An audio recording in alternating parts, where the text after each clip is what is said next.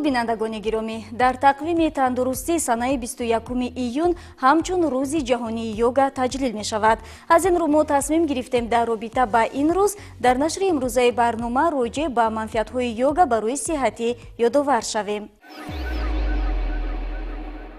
با مقصد بلند برداشتن سطح آگاهی جامعه جهانی دایر به منفعت‌های یوگا به صحتی و قبول آن همچون یک طرز زندگی با قرار اسامبله گنرالی سازمان ملل متحد 21 ایون همچون روز جهانی یوگا تجلیل می شود.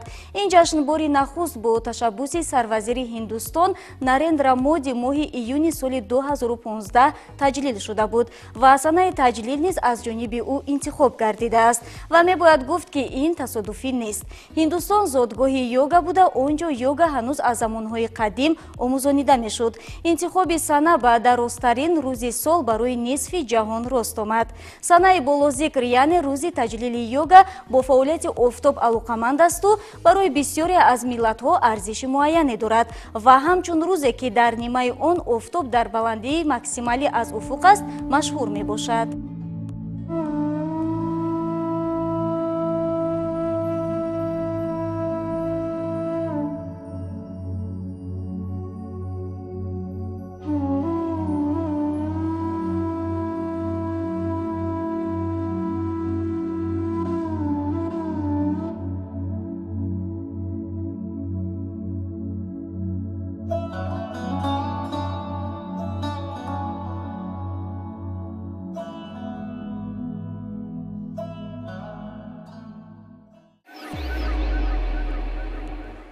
با در نظر داشت معلومات بالاذکر در سفارتخانه هندوستان در تاجیکستان نیز روز جهانی یوگا تجلیل گردید. سنه 21 ایون در صحن سفارتخانه چاره‌بینی مخصوص بخشیده به روز جهانی یوگا دایر گردید که هدف اصلی آن متحد کردن آدمانی می باشد که مقصد و خواهش سالم، زیبا، پرقوت و خوشبخت بودن را دارند. چاره‌بینی ساعت 6 صبح شروع گردید. در آغاز آن سفیر راجش اویی که ضمن سخنرانی خود دایر با تاریخ پیدایش یوگا و روز جهانی یوگا اینچنین راجع به اهمیت و مهمیت آن به صحت جسمانی و روانی یادآور گردید. And my other colleagues at the embassy who have worked tirelessly to make this event a success. I hope you will enjoy an invigorating morning of yoga today. Thank you for joining us.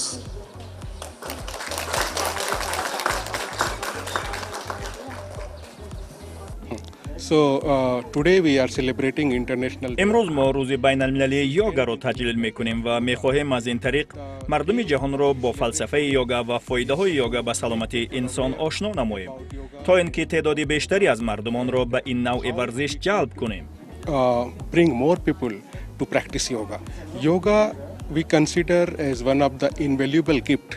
یوگا یکی از دستاوردهای بشریت است که از هندوستان منشأ خود را میگیرد. مردم هند از قدیم یعنی قرنها و هزار سالها قبل به این نوع ورزش مشغول شدند. حالا هم مردم شهری و دهاتی که با مشکلات زیاد روبرو می شوند با وصل شدن با طبیعت با مشکلات محاربه می کنند. یوگا باشد همین رابطه انسان با طبیعت را ایجاد کرده انسان و طبیعت را هماهنگ می نماید. دومش این که یوگا ذهن و بدن انسان را به هم می پیوندد. همچنین یوگا شما را هدفمند و منظم می کند. بنابراین به عقیده ما مشغول شدن به یوگا در جهان معاصر که مردمانش با مشکلات گوناگون دچار هستند بسیار منفعت بخش خواهد بود. خوشبختم که روز بین المللی یوگا در سراسر جهان از جمله در تاجیکستان تجلیل می شود. And I thank you your channel for telling your audience about benefit of yoga as well.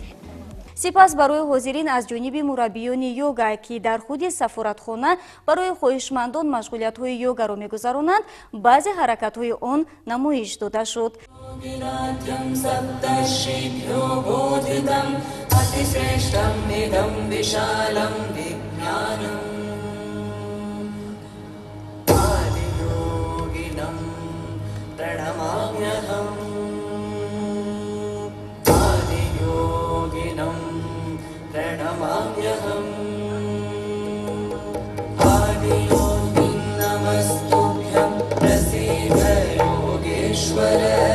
जन्म मरणोऽलङ्कृत महाकाल नमोऽस्तु ते।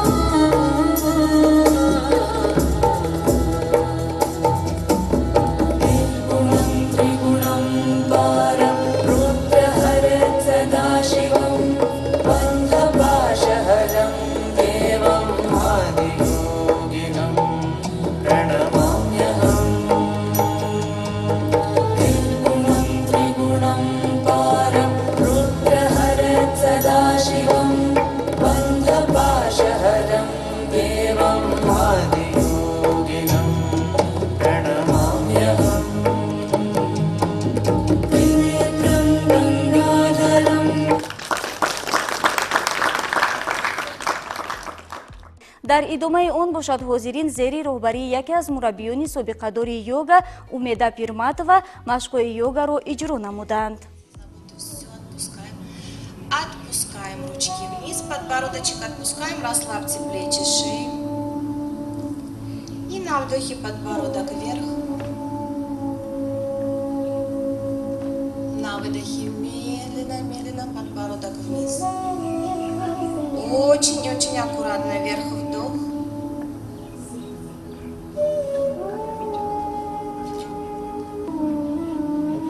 Подбородочек отпускаем, выдох.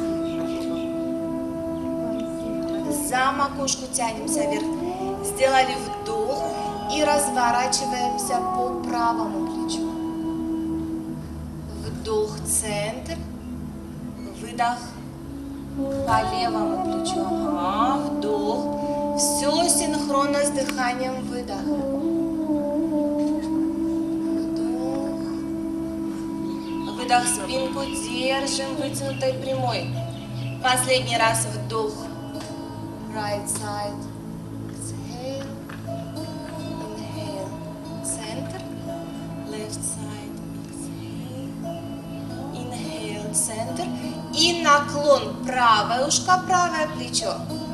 Вдох, выдох, левое ушко, левое плечо. Ага, улучшаем кровообращение. Вдох, выдох.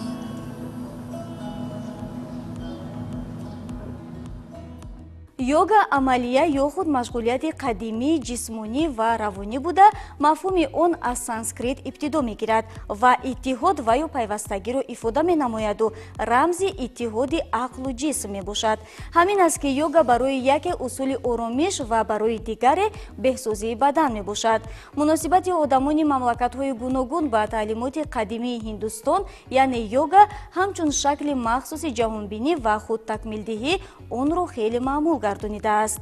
Чуноне аллакай гуфтем барои бархеҳо йога усули истироҳат баъд аз сарбориҳои ҷисмонӣ ва эмотсионалӣ дар кори зиндагӣ асту барои гурӯҳи дигар усули ба ҳолати муқаррарӣ баргардонидани ҷисм ё худ беҳтар кардани ҳолати ҷисмонӣ мебошад.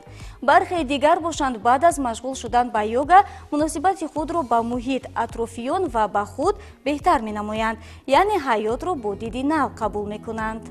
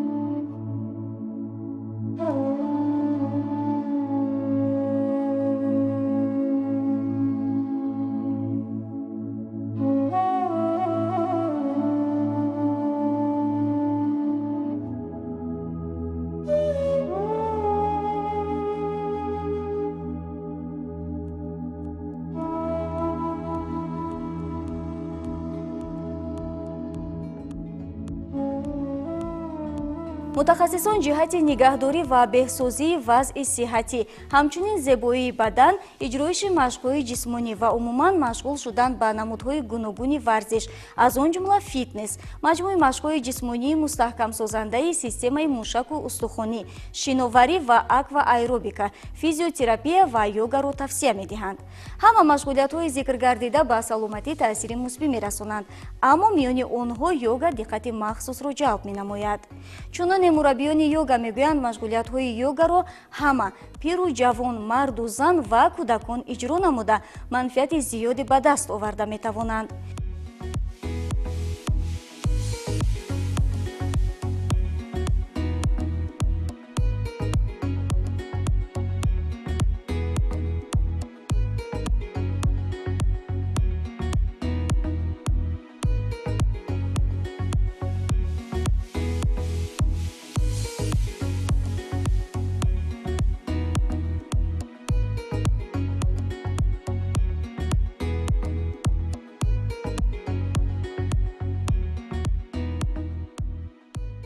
возрастных ограничений, чтобы заняться йогой, нет. Тем более вот сейчас, в такое время, когда такой поток информации, столько проблем, когда люди занимаются йогой, я не скажу, что это панацея от всего, она избавит от проблем, от всех болезней, но когда мы дисциплинируем себя, когда мы можем управлять своими мыслями, своими эмоциями, это очень помогает нам в жизни и решать проблемы, и решать вот остальное все то, что нас касается. Йога на танҳо фитнес, балки маҷмӯи машқҳои ҷисмонӣ, техникаҳои нафасӣ ва амалияи консентратсияи диққат мебошад. Он як фалсафаи том, таълимоти қадимӣ ва барои аксарият тарзи ҳаёт мебошад. Йога инсонро ҳамаҷониба инкишоф медиҳад, тавассути ҷисм, ақл ва эҳсосот ва инчунин барои ноил шудан ба ҳамоҳангӣ дар ҳолати ҷисмонӣ ва равонӣ кӯмак мекунад. Машқҳои мунтазам ба тамоми узвҳо ва системаҳо таъсири судманд мерасонад ва ҷиҳати ба даст овардани мувозинати равонӣ имкон фароҳам меорад.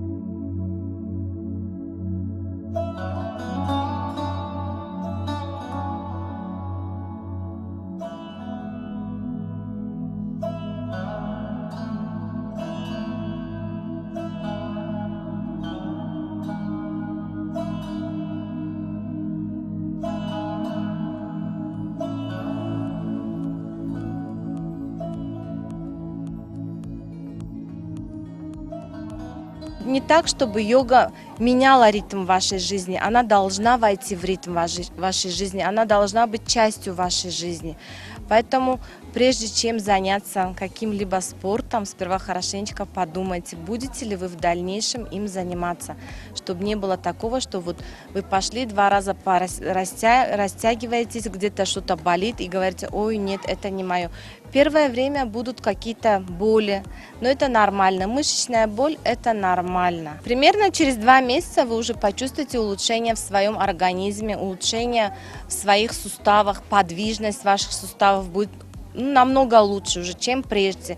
Самое главное вот для женщин – это чтобы поясница не болела, поэтому чтобы ноги не болели, поэтому приходите на йогу.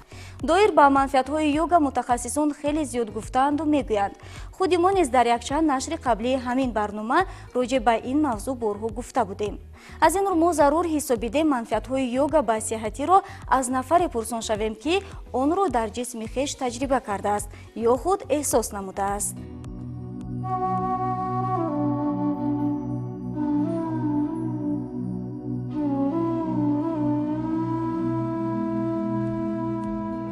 طول 4 سال میشد که با مشق یوگا مشغولم و من از بیماری های فشار بلندی، استخوان-دراز، گریشه ستون مهره اذیت میکشیدم و بعد مشق یوگا خیلی سلامتیم بهتر شد. تماما دیگر فشار بلند نشد. بعد از چند مدت اجرا نمودن مشق‌های یوگا شما بهبودی رو در خود احساس نمودید؟ الکی بعد یک چند ماه بهبودی که بعد همون 1 ماه هم حس کرده می شود. چون که انسان بعد مشق‌های یوگا یک قوه دیگر احساس میکند. همین چه گویم خواب برقرار می شود. بسیار برای چه گویم خواهشی بسیار کار کردن پیدا می شود. عموما همه طرفه به سلامتی انسان فایده خیلی و خیلی خوب داشته است. یکی از سبب‌های اساسی مفید بودن یوگا در خصوصیت‌های بدن ما انسان‌ها نابرابری یا خود اسیمتریای نفس‌کشی میباشد. عالمان اثبات نمودند که هر 2.5 ساعت نفس‌کشی از یک سوراخی بینی به دیگرش میگذرد. در یوگا مخصوصاً خط یوگا باشد به این خصوصیت توجه ظاهر میشود و برای این مشق‌های نفسی استفاده میشود.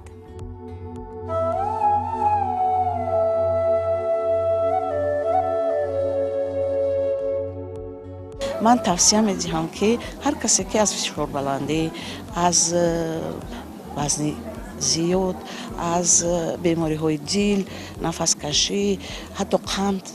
Амроҳмон буд зане ки қанд дошт машқ мекард, нест шуд. Ҳамин бемориаш тавсия медиҳам.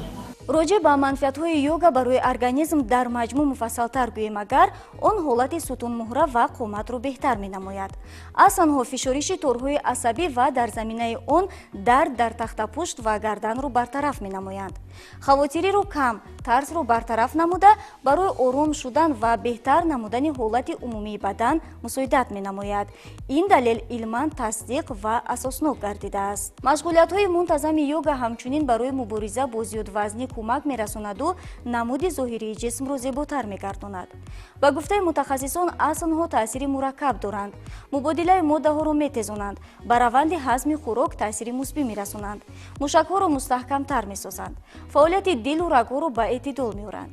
машқҳо ва танзими нафаскашӣ зимни иҷроиши онҳо, яъне нафаскашии дуруст, гардиши хунро беҳтар намуда ба узвҳои дохилӣ воридшавии оксигенро таъмин менамояд, набзаниро мӯътадил мегардонад, чандириро зиёд мекунад ва ин барои мушакҳо инчунин устухону тағоякҳо ки чандиртар мешаванду аз шиддатнокӣ раҳо мегарданд муфид мебошад.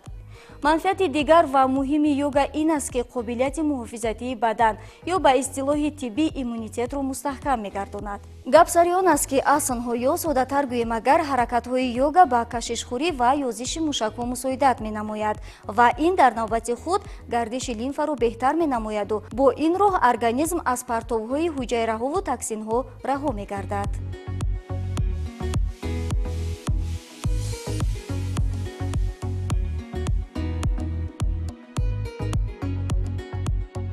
Йога очень полезна, как суставная гимнастика. У меня больше приходят вот люди, которые болеют, либо позвонки у них проблемы. Ну, сейчас грыжу почти у всех есть, да, всем говорят, вот идите занимайтесь йогой, да.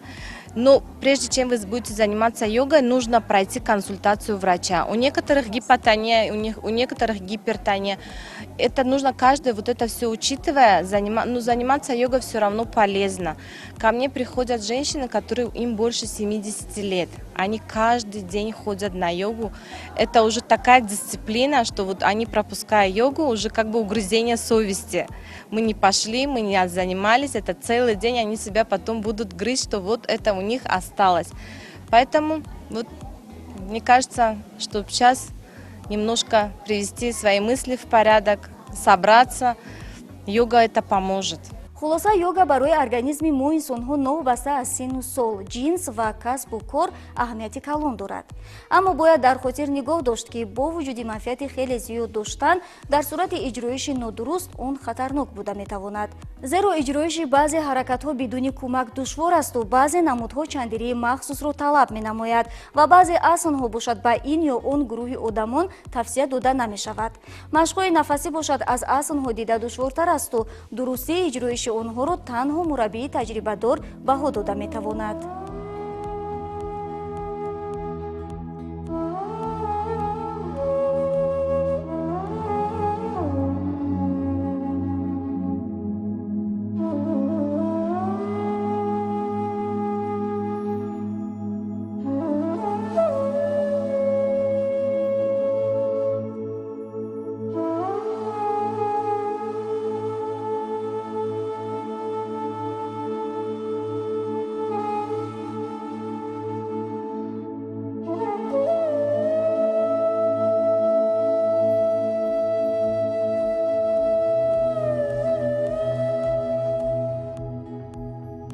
من توصیه می‌کنم از آنهایی که با یگان نمود ورزش مشغول نیستن که بهترین از همین ورزش ها با فکر من یوگا هست که هم وقتای معین هست کسی که میتواند سحر کسی میتواند بعد از بیگاهی هست یک روز دو بار.